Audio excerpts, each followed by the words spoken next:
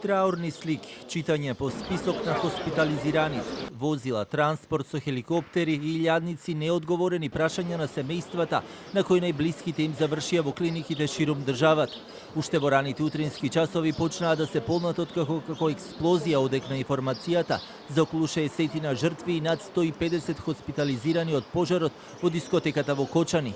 Информациите и бројките од час во час се менуваа. Институциите на нозе, клиниките со сите капацитети кои ги имаат на располагање, се апдейтуваа информациите за пациентите, повредите, степенот на изгорениците. Двајца пациенти се наоѓаат на респиратор, значи потребно им е поддршка од респираторна машина. Останатите се во стабилна состојба, но ви реков, тоа е динамична работа која што се менува од саат во саат, така да тука сме за сите потреби на самите пациенти, во координација сме со останатите болници, со Министерството за здравство и ги правиме сите напори да обезбедиме се она што е потребно. Во моментов имаме се што е потребно, во однос на некој дополнителен третман ќе се договараме како во нашата болница, значи конзилиумот, така и со останатите болници. Чувствувам потреба како искусна медицинска сестра и како председател на унијата на здруженијето да апелирам до медицинските сестри и кажам дека не е само денешниот ден во кој што треба да се ставиме на располагање едни за други. Треба ова нешто што го чиниме денеска да не задржи во текот на идната недела и понатака, бидејќи за овие деца ќе биде потребна сериозна нега. Многу од нив се хоспитализирани во интензивните лекувања, каде што за секој едно дете ќе е потребна една можеби медицинска сестра да го негува и биде околу него, бидејќи и такви се и стандардите во интензивните лекувања. Ова ќе трае и мора болниците да бидат организирани со тимовите континуирано. И ресорниот министер на терен, понудената помош пристигне од соседните земји, а Таравари информираше дека критични пациенти ќе се лекуваат во странство.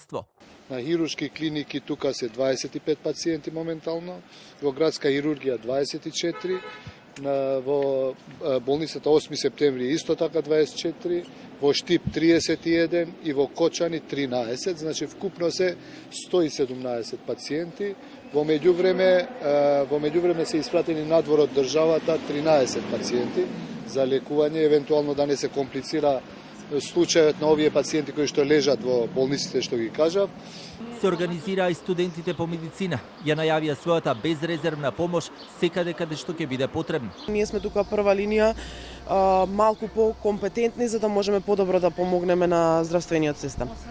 Сега за сега можам да зборувам само за студентите од медицинскиот факултет на Скопје, бидејќи се уште не сме во контакт со студентите од медицинскиот факултет во Штип. Да, нашите колеги, колку сме, толку сме, токму сме, сите што се на располагање се тука и спремни за да помогнат. Во текот на целиот ден, дворовите на клиниките полни со исчекувања од страна на членовите на семејствата на хоспитализираните кои бараа информација повеќе за своите најмили, единиците на Црвениот крст, полициското обезбедување, посета на функционери и политичари, но евидентна беше и помошта од земјите од соседството.